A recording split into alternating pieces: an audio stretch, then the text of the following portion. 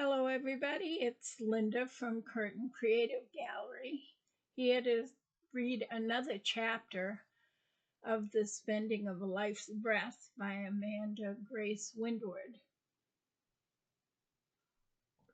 We're on chapter 26. Snap out of it. On September 22nd, 2000, Friday, it's my son Jack's 12th birthday. We got up early and took Charlie to do some homeschool work at Lucy's, Charles' girlfriend's, house. Jack and I dropped him off, and then we stopped at Dunkin' Donuts to get Jack a breakfast sandwich. Then we went birthday shopping at Walmart, and we saw my sister there and had a nice chat. Jack bought 2 action figures for his birthday present, and later we went to his favorite Chinese restaurant for a special birthday lunch. On the way home, we stopped at Burger King to pick up a double Whopper meal for the boys at home. Now I'm at work for a short time to cover for Jennifer while she picks up her car that is being fixed. I spoke with my friend Bill on the phone for a while. He's supposed to get together some of our old pictures of the fun times we shared in high school to help cheer me up. He suggested that his wife and I should go for coffee with them sometime soon. He would like us to get to know each other. I think it might help me to take a step closer to snapping out of this doom and gloom to do a little socializing.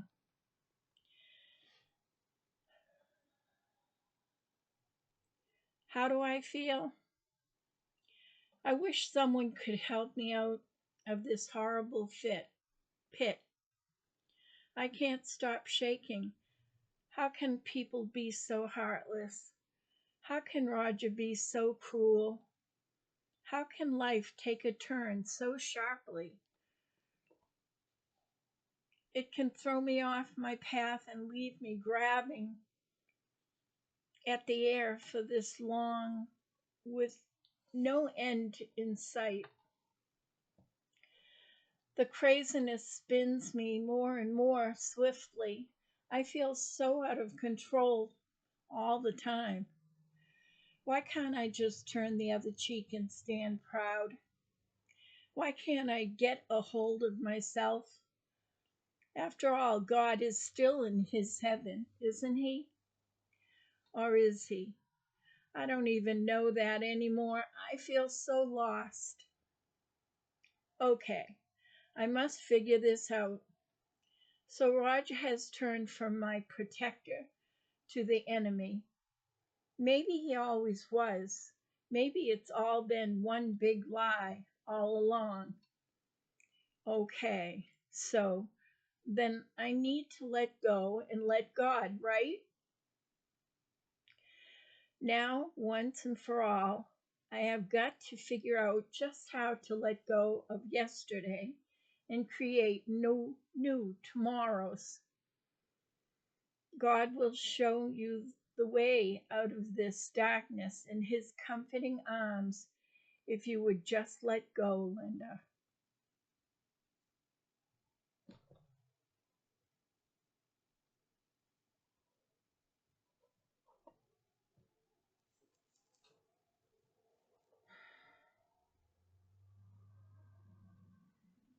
Mandy.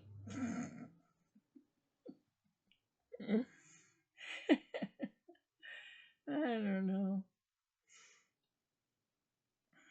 But I'm so scared of falling further away from God, farther away. That handsome, strong, much too young Mohammed guy you met at the singles dance is not the answer, Mandy. I know that. He's even Buddhist of all things. How could that ever work? What the heck, Mandy? To even consider the thought. Mandy's talking to herself. Don't even go there. Healing old wounds from your childhood, sweetheart, helped, but don't jump from the frying pan into the fire here. What is this guy looking for? A quick roll in the hay? Probably. God is watching you, Mandy. Stop feeling the need to balance what will never be balanced. Just let go and let God once and for all. Pray and keep putting one foot in front of the other and see where it takes you. Be silent and listen to the unheard knowing. There is a lot of good in this world left for you if you would turn to God and let Him guide you. Seize the day. Don't let any more time be lost. Embrace each and every opportunity with hope and faith that things will in time get better. And if you are meant to live this next part of your life alone, you will find the way God plans for you. How about beginning to focus on your talents? Write, I mean type. I know you can't seem to write anymore. Your fingers and mind doesn't seem to want to make words on the paper correctly. You can't copy looking at papers anymore, one paper to the next even. But you can still type out of your heart and head just fine. Maybe you can grow strong and gain your independence, and your life won't be measured by things to do with your husband once you figure out what's left of you.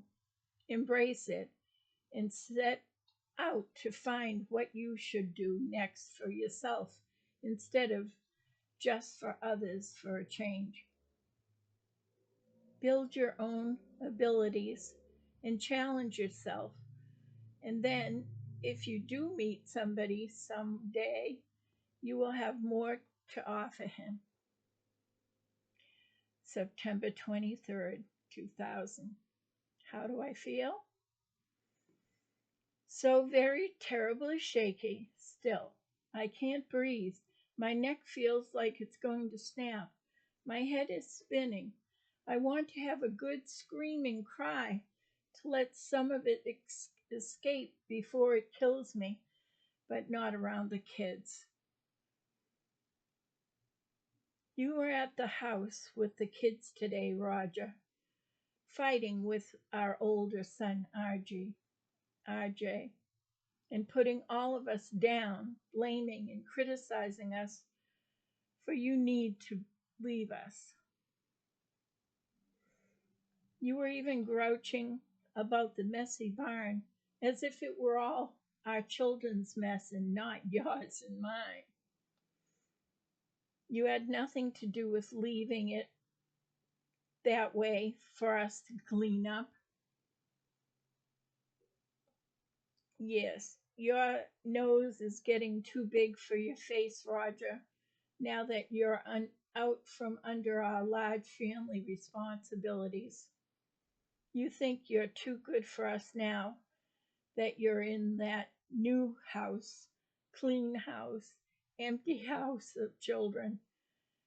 You helped your harlot by. Nice and clean with no children to mess it. You're getting very snobby for a man who hardly ever showed and couldn't clean up after himself for 30 years. Talk about messy. Now you're looking down on your family, like they are not worth your time. Just what our children need right now, thank you very much. You're a wonderful father and husband. Not. I've thought of suing Marcelina for the husband stealing harlot that she is.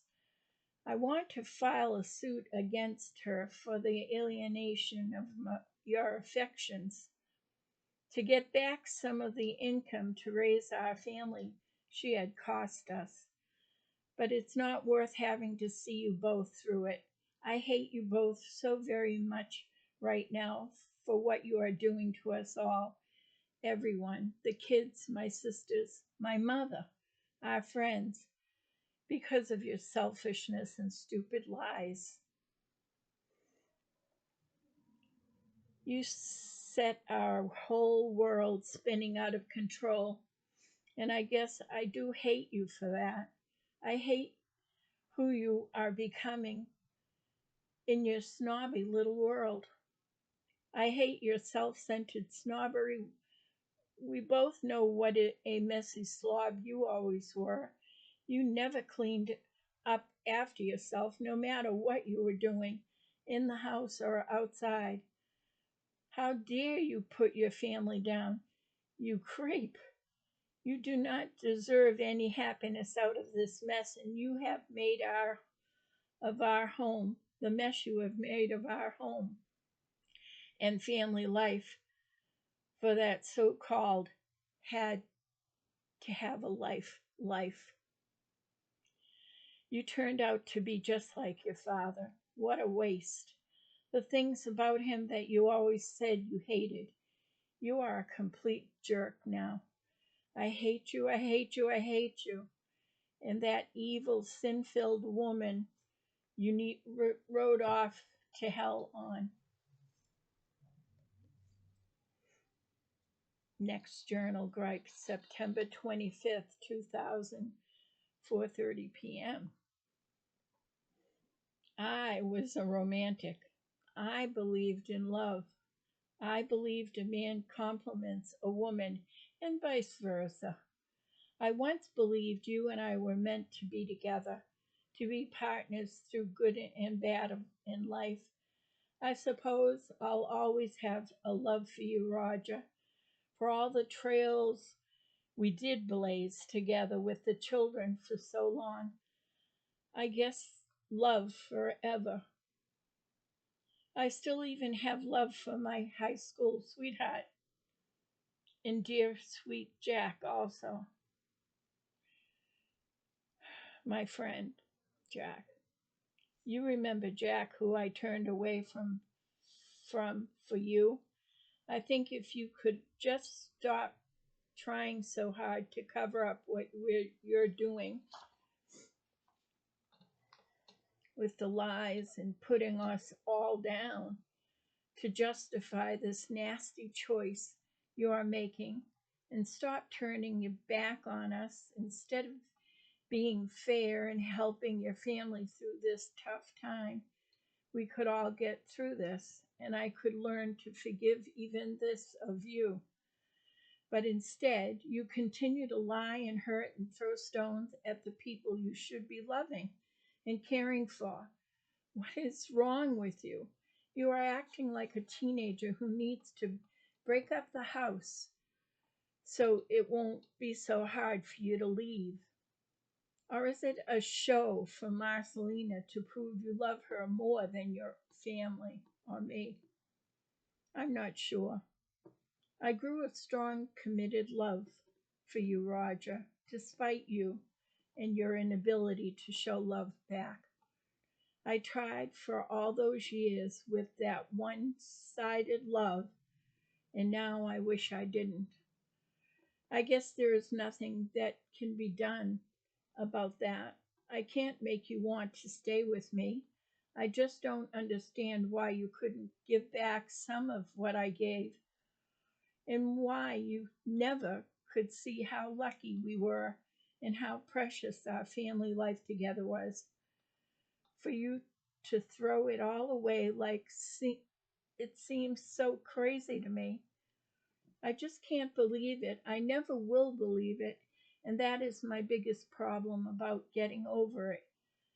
Like some people think it should be so easy for me to do.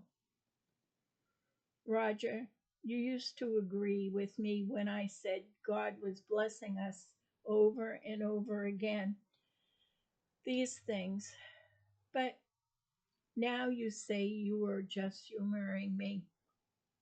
You lied to me. Was I just being used all those years? Did you lie about all of it? Was I just a big sucker to you from the start? How did it last this long? I committed to keeping my love strong for you, even when all you offered was a wasteland of unreciprocated love that would never be fulfilled. I lived on hope, but it ended up hopeless. Why did I hold out why didn't I hold out for true love instead of giving my best friend my youth? You were always too busy or unwilling to get help for your problems, and you kept promising someday you would get into therapy for it. But the years passed as I waited, and I kept hoping and believing in you just the same. I believed that if I did my best to be a good wife and mother, God would surely bless the marriage and keep blessing the marriage. I still believe for almost the full 30 years he did in so many worthwhile ways. In many ways, Roger and I made a great team for what was asked of us. I believe he and I and our children could do amazing things together with God's direction. I know we all continued to feel the blessing by God for many years, but maybe Roger didn't see it like that, or like I did after all. Well, maybe some days he did. I wish I had waited for true love and had a long engagement to see if it was real, at least a little while, because now that I'm older and wiser, maybe I missed meeting my true love because I took myself out of the running too soon.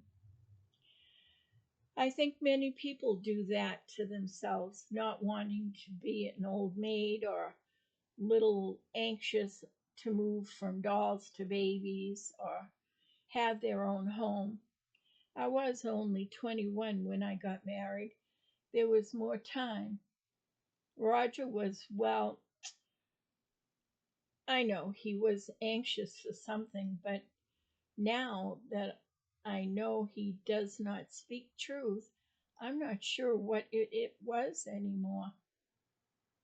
So we made a promise to each other, and the commitment was sealed by our vows July 3rd, 1970, in front of Pastor Mullen and all our family friends at the Eldon Baptist Church.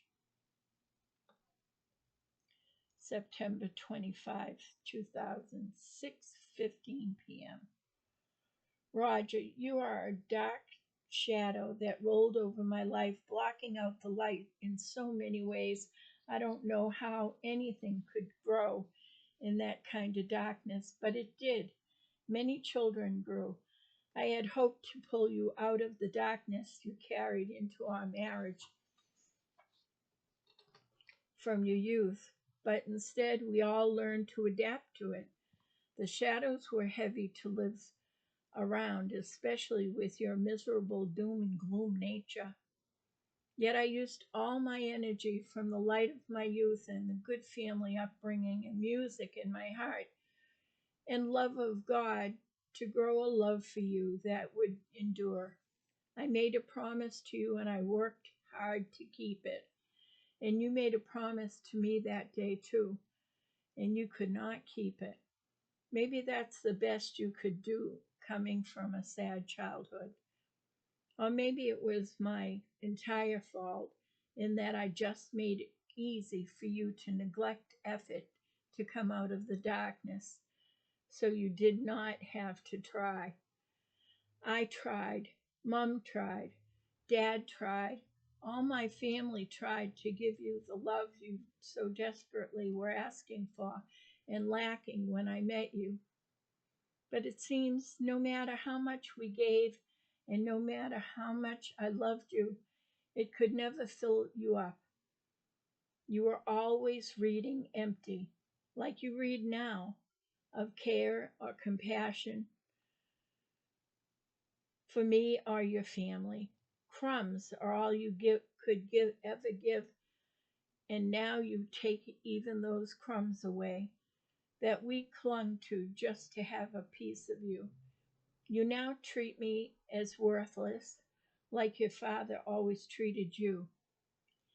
Go ahead, make that sinful woman, Marcelina, with the empty nest, be your new family, without the responsibilities to your children and wife of your youth, or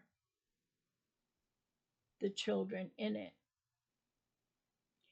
Let it be your last great escape from having to give something of yourself over to another unselfishly. Be yourself at last. But even if you say you are happy, I will never believe you will find true happiness even with her. Just have another drink and cover it up for a while, and you'll never even notice, right? I believe you're going to regret it someday. If you ever wake up from the alcohol that numbs the pain of knowing what you have done to us all, I wonder if you will then care about what you have done. I can see in our years of marriage, the more unlovable you became, the harder I tried to grow my love for you. Then you chewed me up and spit me out, but hopefully soon I will be the one to throw away your key. You tossed me into the deepest, darkest pit of my life, probably the same pit I was trying to pull you out of for all those years, and you cannot even reach out to give me a hand. No, after all the years I gave to you, you turn your back on me as if you were born into snobbery. You good, God spouting fake Christian. But I'm going to climb out of the pit somehow, and good luck to you and that harlot when I do. I believed in you once when you were unbelievable, even to yourself, and it helped you be what I knew you could be for just a while anyway. But not anymore. Never again. It was a long, slow climb, pushing you up the ladder of success as a person and as in job skills to be a good man, respected and looked up to, like a hero. It took you just a second to jump off that ladder, though. And this time, as far as I'm concerned, you can stay there. And I hope someday I will no longer care.